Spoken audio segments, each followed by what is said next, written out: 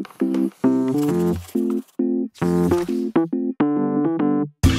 right, well, good morning, everybody. Hope you're all well. Welcome to a Aplos Advanced webinar, Growing Your Stewardship Program, Going Beyond Saying Thank You. We're going to get started here in just a second, and I'm glad you're all here.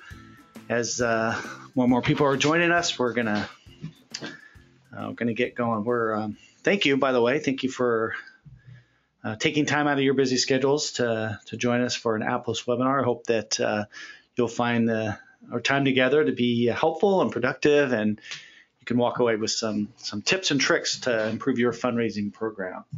My name is Dan Kimball, and I am a product specialist here at Aplos, but also have had the privilege over the last 20 or so years to be involved in fundraising and various capacities, various nonprofits, and really love it. Something I can really say is that I do love fundraising, though it's overwhelming for some people. I find the whole process with donor engagement and helping do good work to be an exciting and a thrilling kind of work. So on behalf of Aplos, we're grateful for you all out there who are working hard in your communities and making a difference and bettering the lives of people out there. So a little bit about myself, and we're real pleased here at Aplos to offer these advanced webinars, tips and tricks to improve your fundraising. And of course, we have the Aplos accounting product, and those of you who are using our accounting product, we hope that you find our webinars and academy to be real helpful. So why don't we get going? It looks like everybody's signed on and can hear, and looks like we're going. So what are we going to talk about today? Well, first of all, we're going to talk about the importance of donor stewardship in your fundraising program. Donor stewardship is kind of it's a different concept for some people. So we're going to talk about that. What is the importance of it and how it fits into your fundraising program? We're also going to talk about donor stewardship and how it can help you and your organization build lifelong relationships with donors and supporters, because that's really what it's about. It's we'll say this a lot throughout the webinar, and I probably repeat myself, but I really believe that good fundraising is not just about the money, but it's about the relationship and these lifelong commitments from your donors out there. So we're also going to highlight some of the best practices that I have seen from nonprofits that I've been involved in, give you some examples of maybe how some other organizations are recognizing donors.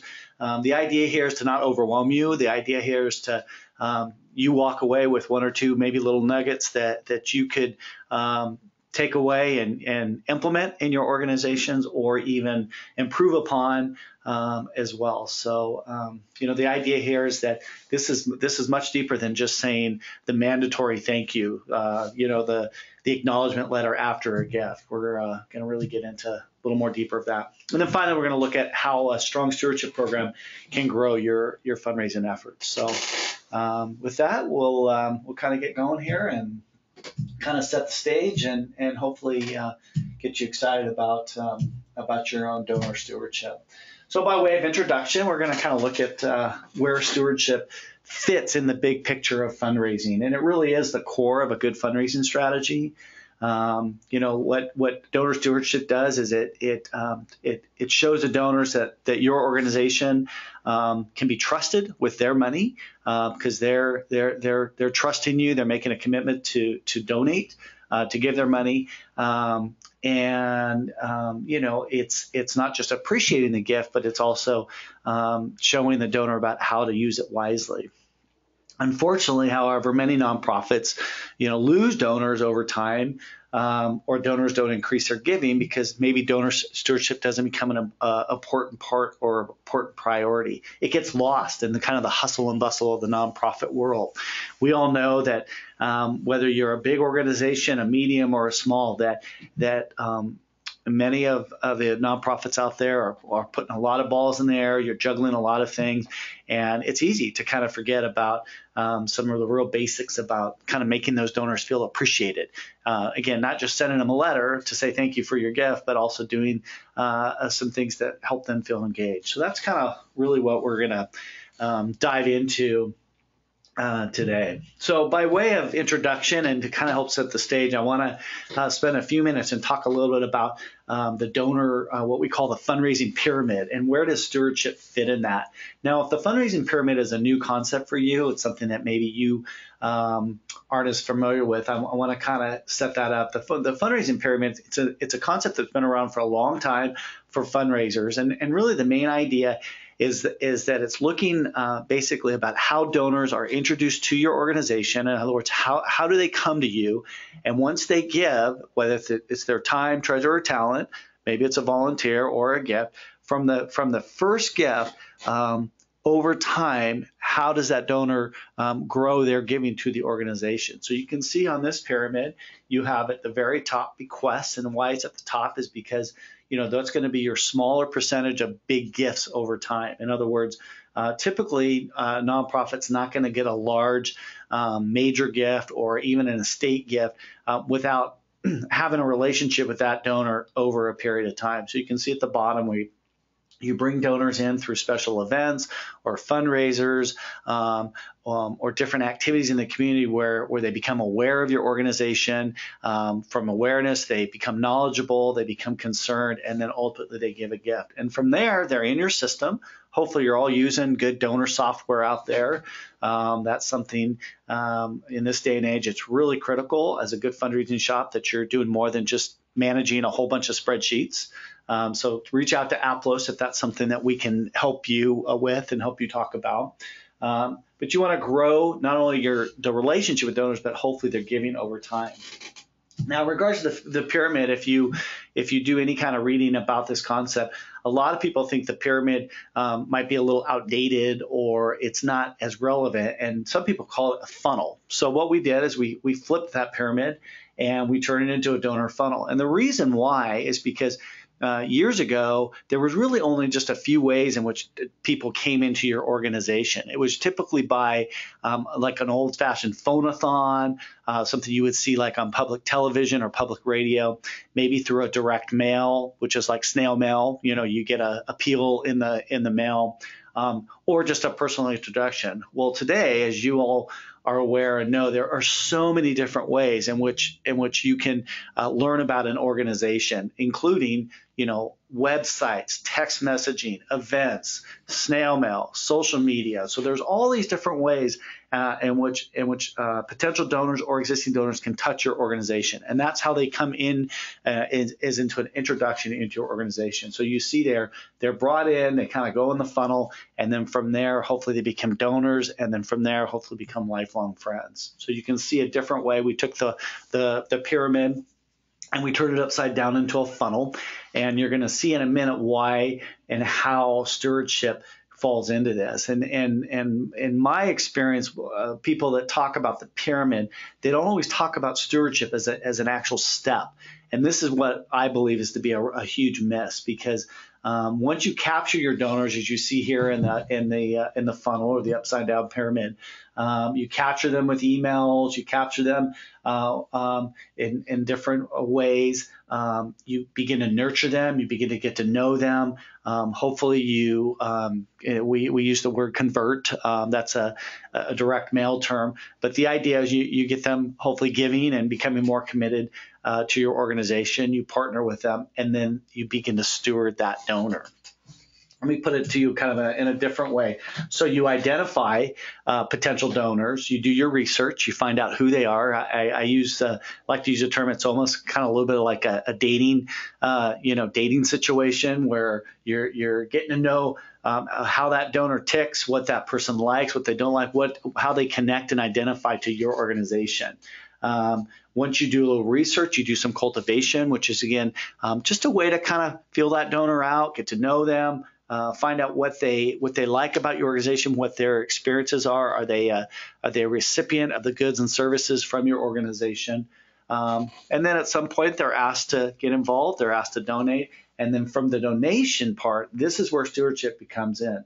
So this is the idea is that once they give, how are you taking care of that relationship? How are you making sure that donor feels engaged and involved over time? So that's kind of where we're going to go with this. And and hopefully you'll see how donor stewardship and all of this comes into play in an overall strong fundraising program. Because again, like I said at the beginning, a lot of organizations get so caught up in one or two aspects of their organization because they're so busy doing the work, they might forget about another aspect, which is simply just checking in and making sure your donors are feeling good about the relationship they have and you have with them. So what exactly are we talking about when we talk about donor stewardship? Well, for some people, stewarding a donor is what a nonprofit organization does, or I like to say should be doing, from the time of the first gift and lasting until that donor no longer has a relationship with the organization. So in other words, this is not just about, oh, well, look, we got a $50 gift today. We're going to send them an acknowledgement letter. And then maybe 6 months from now, we're going to ask them to give again, or we're going to send them an appeal letter in a year from now. This is the process of making sure from the very beginning of the relationship till they no longer are with you that there's a connection and involvement. And so stewardship is different than cultivation. And when we're talking about the cultivation phase of a donor, stewardship takes place after a donation, whereas cultivation happens before a donation as you're getting to know those potential donors. It's a process by which your organization develops an even stronger relationship with that donor, and it involves constant communication to deepen that relationship. So as you're cultivating the donor, you're getting to know them, they give, and then you're going to take that sort of to that next level. So that's to set the stage when we're talking about donor stewardship. That's what we're talking about. So often, you have to ask the question, so what happens when donor stewardship is not a priority for your organization? What's going on there? Well, I think most people would agree that donors might become less engaged if they're not aware or they're not feeling like they're updated on your organization. They will become less engaged. Donors are not sure how their money's making a difference if they're not hearing back from you. They might forget about you. Keep in mind and remember that your average donor, your typical donor, is giving to 2 or 3 different places, and they're being solicited by other nonprofits and other organizations and churches double that amount. So if you just think about your own experience, I mean, how many appeals do you get in your mailbox every week or in your email box, and who's asking you for money? So kind of think about that and know that it's easy to be forgotten about if you're not in front and center. They might lose trust if they don't feel that connection or that stewardship. They don't feel valued. And this is a real important part, because they might say, what is my little $25 a month really going to do? And you can change that perception and feeling by how you steward and communicate to that donor. And then lastly, donors will give elsewhere if they don't, if stewardship's not a priority in your shop. So that's kind of on the flip side. So now let's get into exactly how we might do that. So first we have to ask the question, are you stewarding the gift or the donor? And this is a really interesting thing to look at, because for many years, stewardship was really focused more around the gift. In other words, when people thought about stewardship, and churches use this term a lot, in terms of they have a stewardship committee, nonprofits, think that this is really the proper use of and accountability of the gift. So in other words, when your organization gets a $100 gift and that gift is designated to a specific project or even the general fund, your job is to make sure that that money is being used wisely. It's not being put in a category that it's not supposed to be, or being spent on something that's not supposed to be spent on. Pretty simple, right? Well, donor stewardship over years began to grow in its idea, and it became a combination of both stewardship and donor relations. So in other words, it's the care and nurturing, and not just only the gift, but the gift and the donor. So you can do a really great job making sure that the money's where it's supposed to be, and responsible spending, and that your costs to run your nonprofit or your community benefit organization is low. But you may completely forget to keep in touch with that donor. And that's where the break-in is, or the breakdown. So when we ask the question, are you stewarding the gift or the donor? What do you all think? Well, I think it's both. And that's what we're going to kind of go on for the rest of today's webinar. Again, if you've been on webinars with us before, I just want to encourage you, if you use social media, you can use the hashtag Aplos webinar. You can reach out to me at Fugitive DMK. You see Aplos webinars at the bottom of the slide, but you can always reach out to me by Twitter at Fugitive DMK. That's FUGATIVE DMK. And then you can also email us questions, email me directly, post the webinar if you want. So let's talk a little bit about a small shop versus large shop and donor stewardship. Now, some nonprofits, some community-based organizations actually have a designated donor relations or a donor stewardship person. They have a position that's their full-time job. You look, if that's out there, that's great. But what I want to really propose and communicate to you all today is to say that if you don't have that position, there's still tasks in that need to be done. And so we're going to kind of talk about how that gets divided up in your responsibility. So don't get overwhelmed. But we just kind of want to talk about what some of the tasks of a stewardship program looks like. What are some of the things that are involved in donor stewardship? And so before I say that, I just want to again emphasize that you don't have to have a full-time designated person to do this well. It helps, and if you can divide that amongst some of your staff, or heck, if you have a development officer or a fundraiser in your shop, maybe that's part of their role. But typically when we talk about donor stewardship, some of the tasks that we're talking about are things like your gift acknowledgement procedures. What kind of thank yous and what kind of thank you levels do you have in place? In other words, do people that give for the first time, or they give annually? Do they give monthly? Do they get the same letter? Do they get the same, kind of response as, each other? When and how will you acknowledge those gifts? A lot of nonprofits and community benefit organizations have a process in place where the acknowledgement letters go out within 24 hours or 48 hours or within a week, depending on the size and scope of your organization. Another task that donor stewardship involves is donor recognition. Are you doing a donor wall? Do you have plaques? Do you do lists? Do you do a newsletter where you list donors? Do you do an annual list? Some organizations have like a founders club or a leaders society or a president's circle or an executive director's, circle, something like that. Not saying that you have to. I'm not saying that those are right or wrong. I'm just saying that if you have those, you want to make sure that somebody's managing those, making sure that the right people are on the right list, because nothing's more frustrating for donors to see maybe half of their name was left off, or their name was spelled incorrectly, or that wasn't the right amount that they gave. So it takes, some real detail and attention to detail to do that.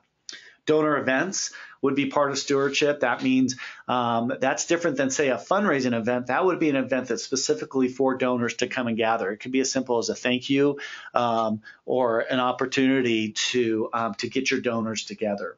Donor levels and donor clubs, we talked a little bit about that.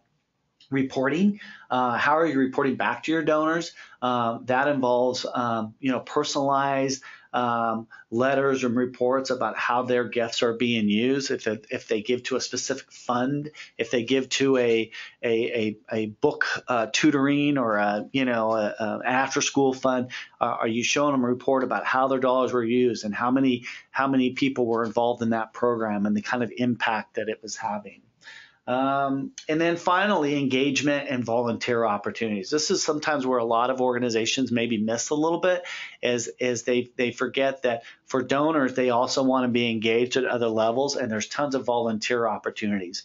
And so a good donor stewardship program will make sure that you're engaging those donors in other opportunities within the organization. So with that, let's talk about some components of good donor stewardship. The only way to really truly steward your donors is to draw them into that deeper relationship, like we talked about at the beginning, with your organization. And to have a deep relationship, it requires a give and a take, right? Just like any relationship. And it's got to be a greater association than just simply giving money or asking for money. So in my view, we're going to talk about, three components of good donor stewardship. And the first, and I think really one of the most important, is your communication and how you communicate. You've got to communicate with your donors. And you got to communicate in a way that just isn't simply asking for money. Newsletters, emails, videos, podcasts. website. What is your website communicating? Non-ask events. Those are where you're bringing people together and you're just simply engaging them in the mission and not necessarily putting a donation form in front of them.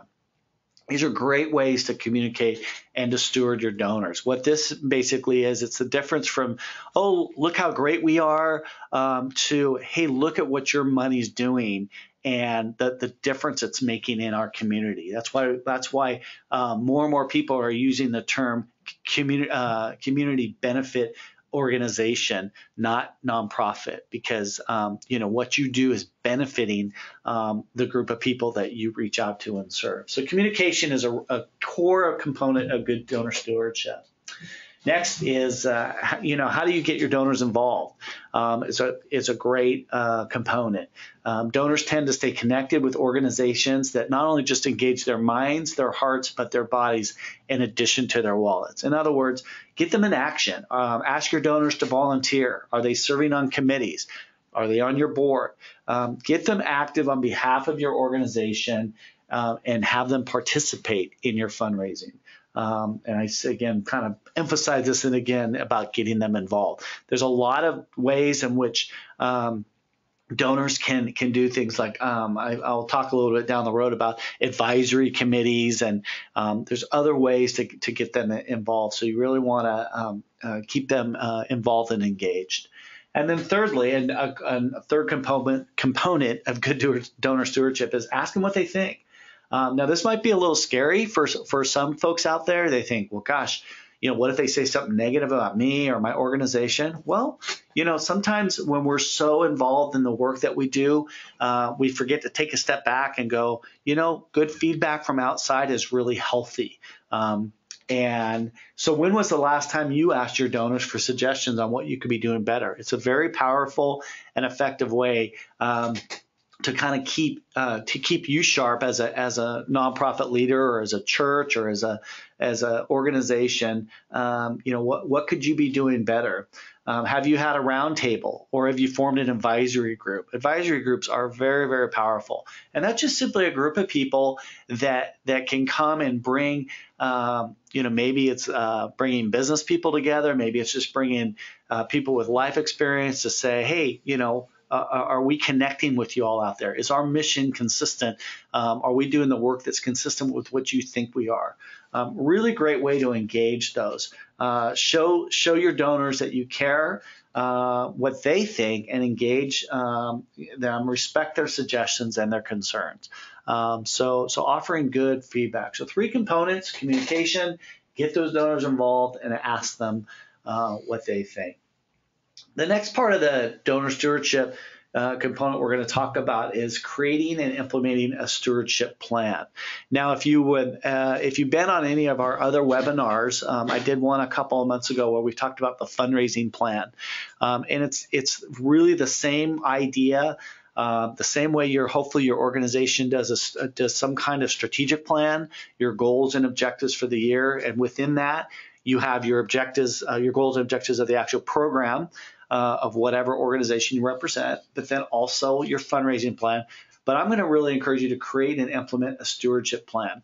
And again, it doesn't matter if you have somebody full-time doing stewardship, but this is a great way to look at the kinds of activities that need to happen and who's going to do them. So creating a stewardship plan to help you track what you're doing and when is the best way to make the most out of your stewardship. So if you're doing donor stewardship well, the plan will help you exactly when you need to have contact with donors over the course of the year. And just like the fundraising plan, creating a stewardship plan for your nonprofit will help you build better relationships with your donors.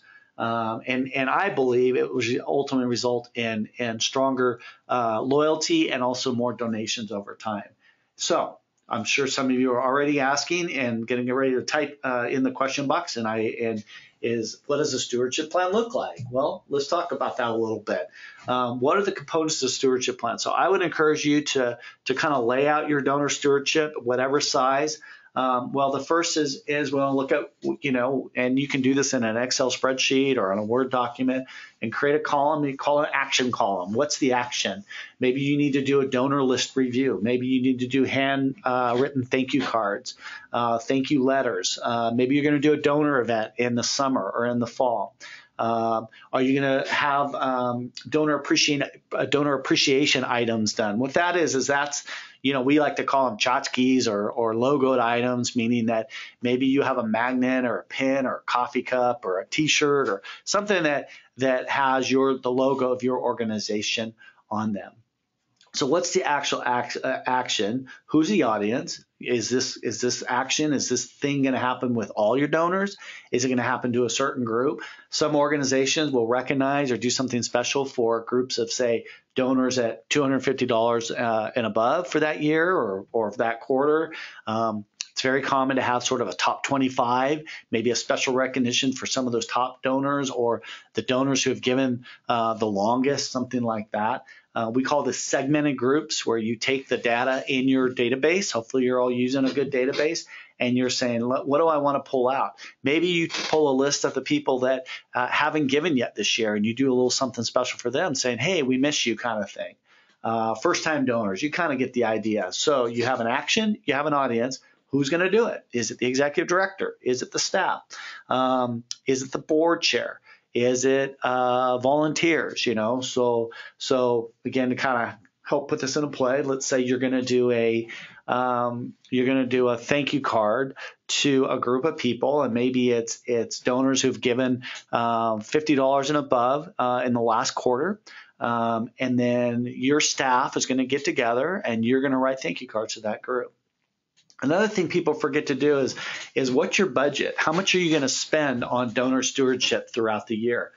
Things like postage, food and beverage. If you're going to do an event, do you have to rent tables and chairs? Are you going to have a caterer?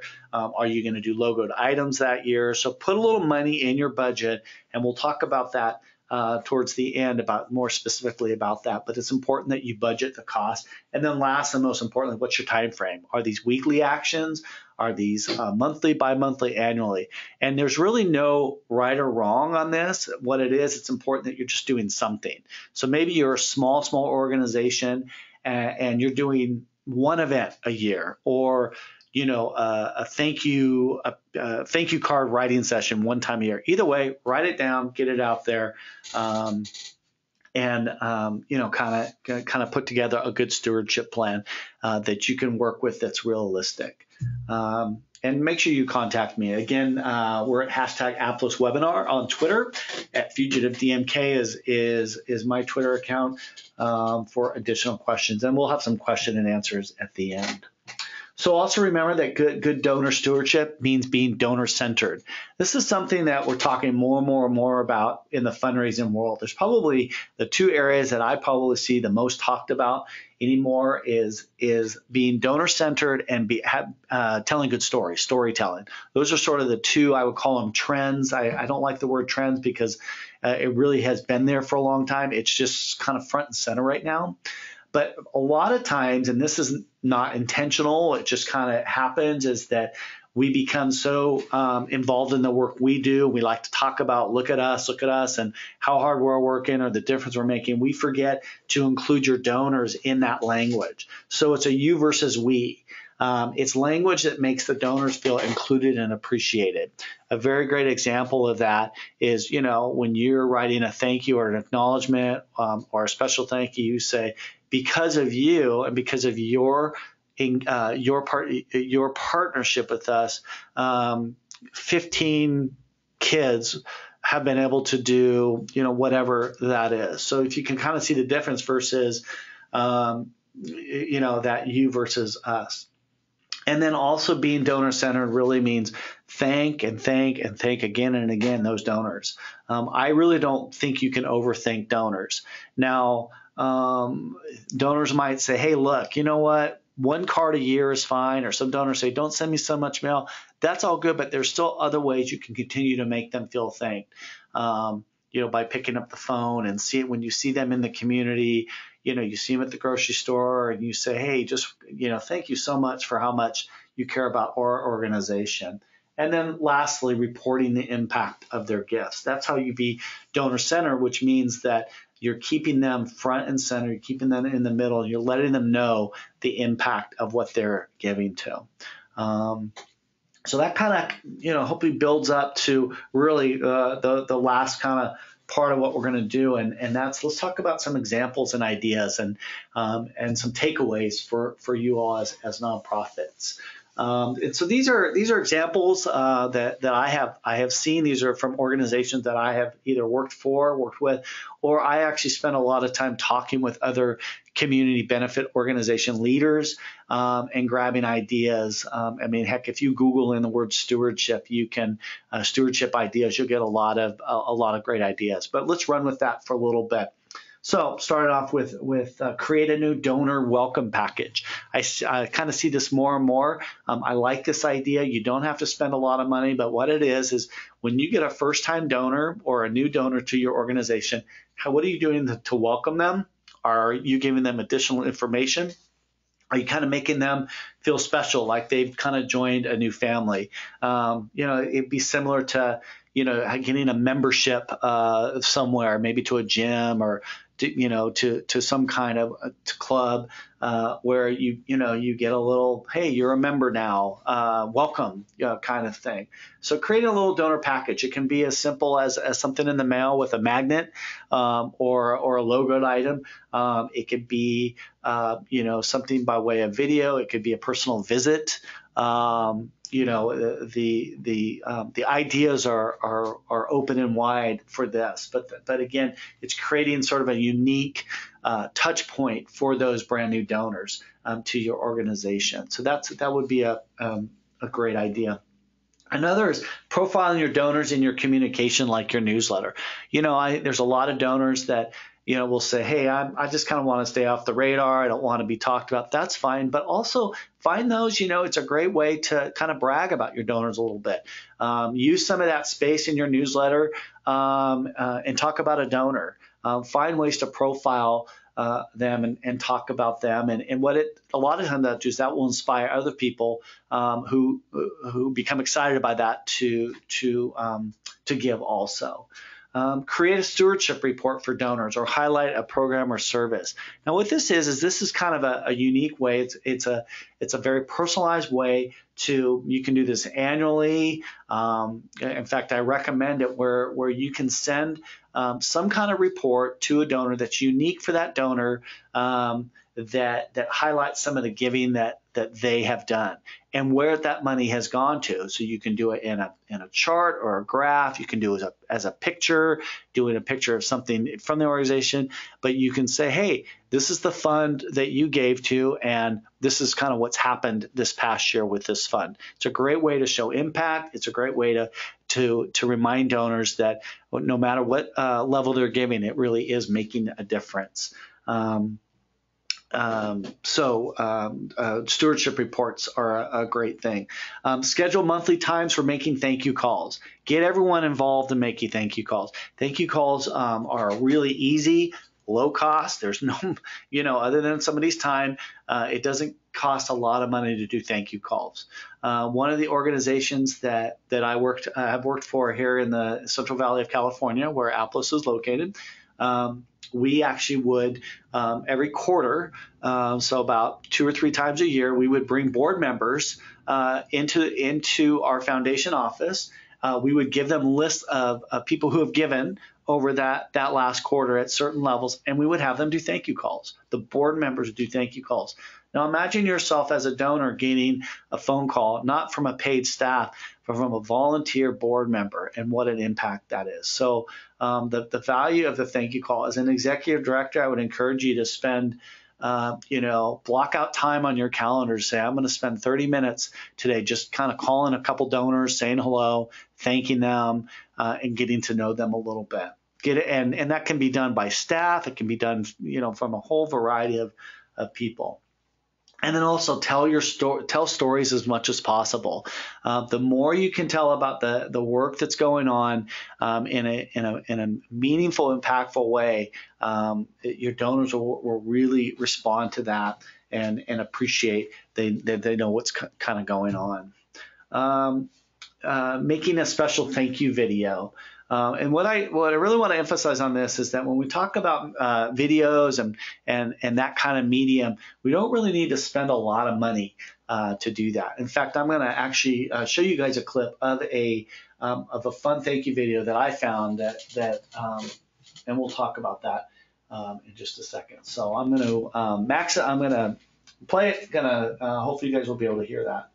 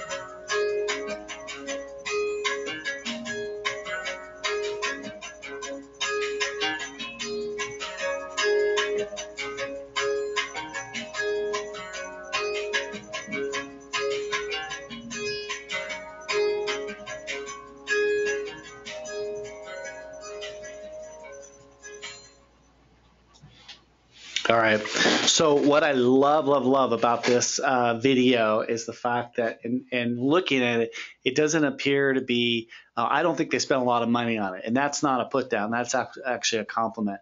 They took a really simple way of saying thank you by just showing some pictures, some video clips of kids. It really shows the work that they do. And so I think a really effective stewardship plan is to do a little special thank you. To me, there'd be nothing more exciting as a donor is to, as cluttered as my email box is to get an email to say, hey, we've made a little video just for you to say thank you.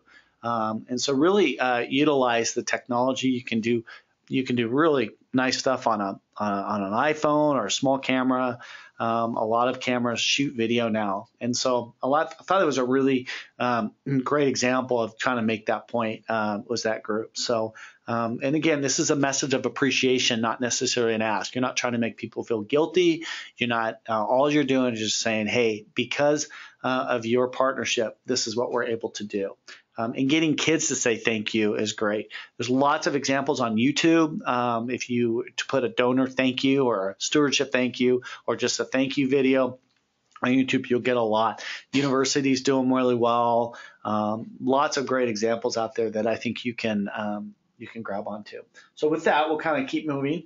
Another great idea is to host an appreciation event.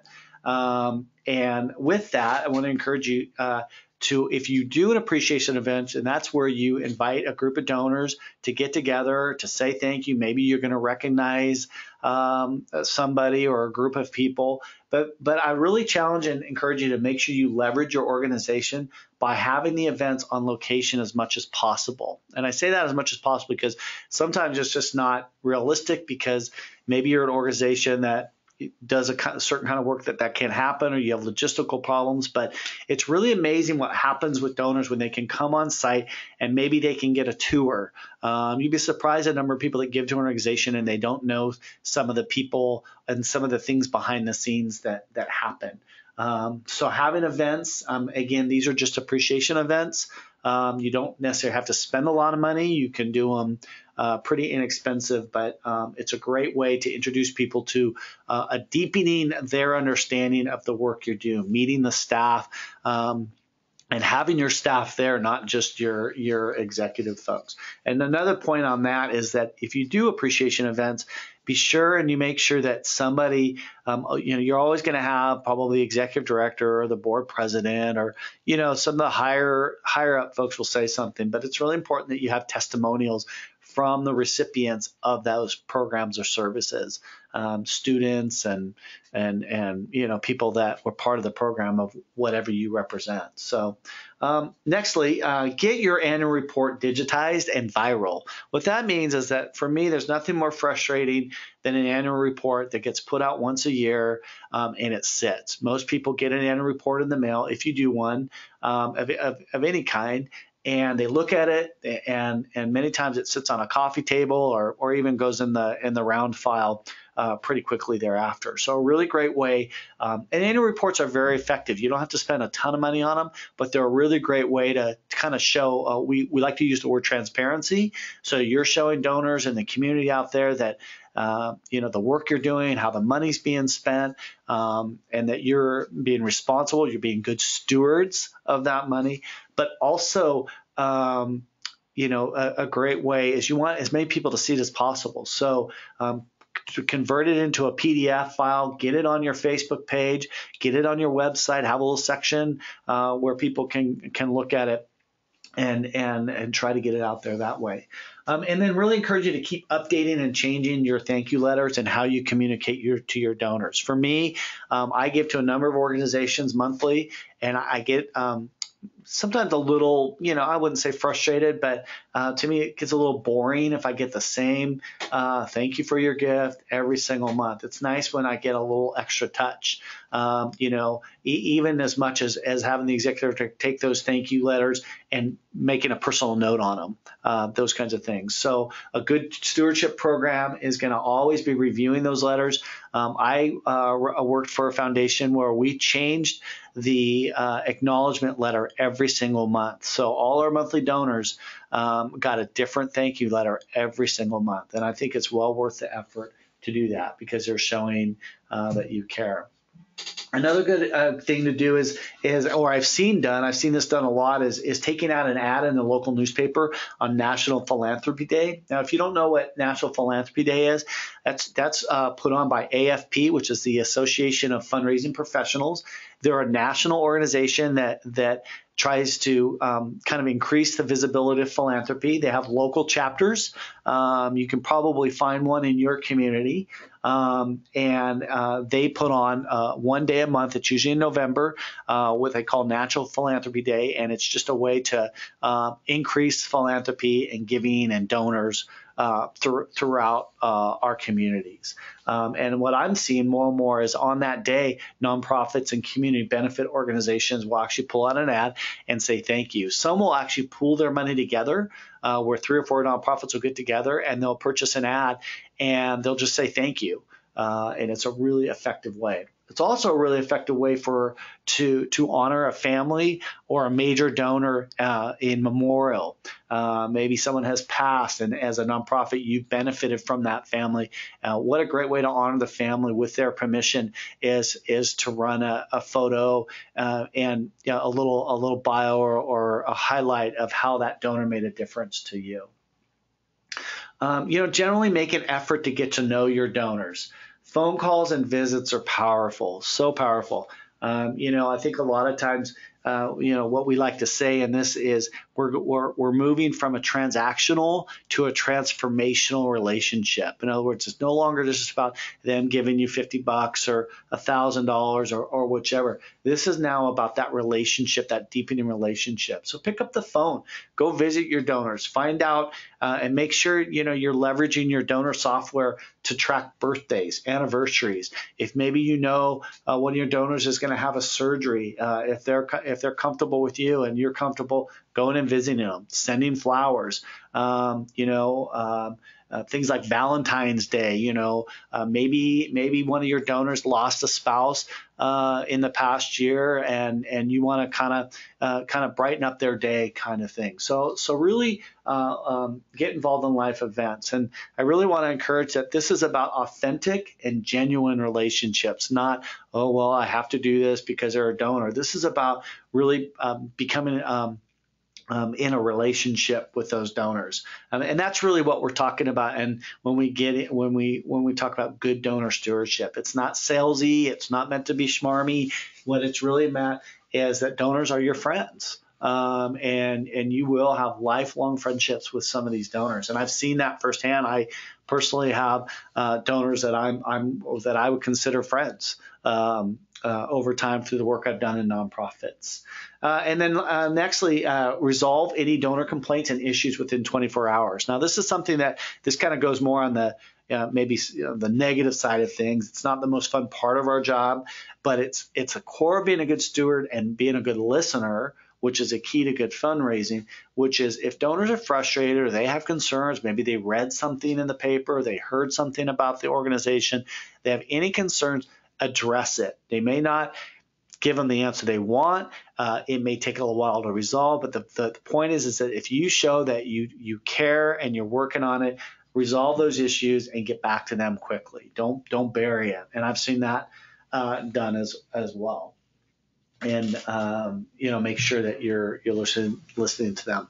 So the last few points we're going to talk a little bit about is social media. Of course, social media is growing by the day, by the hour. I feel like every time I turn around, my teenager has a new app that's a social media app that I can't keep up with. But as nonprofits and community benefit organizations and churches, it's important that we leverage that social media to strengthen the relationship with your donors, because the fact is that's how a lot of donors are communicating now. Maybe taking your donors behind the scenes, giving them an insider view. We talked about that thank you video. Well, maybe you can do an insider view behind the scenes of the day in the life of the work you do, the day in the life of the executive director, the day in the life of a program person, and you shoot a little video and you get it out on Instagram or Facebook or one of those platforms. Continue to share photos of volunteers, photos of the work being done, work in action. For some donors, they're farther away, and so they want to feel that connection. So getting photos, videos, social media, Instagram is a really powerful tool for photos. There's a relief organization called Charity Water, and they're at charitywater.org. I encourage you to look them up.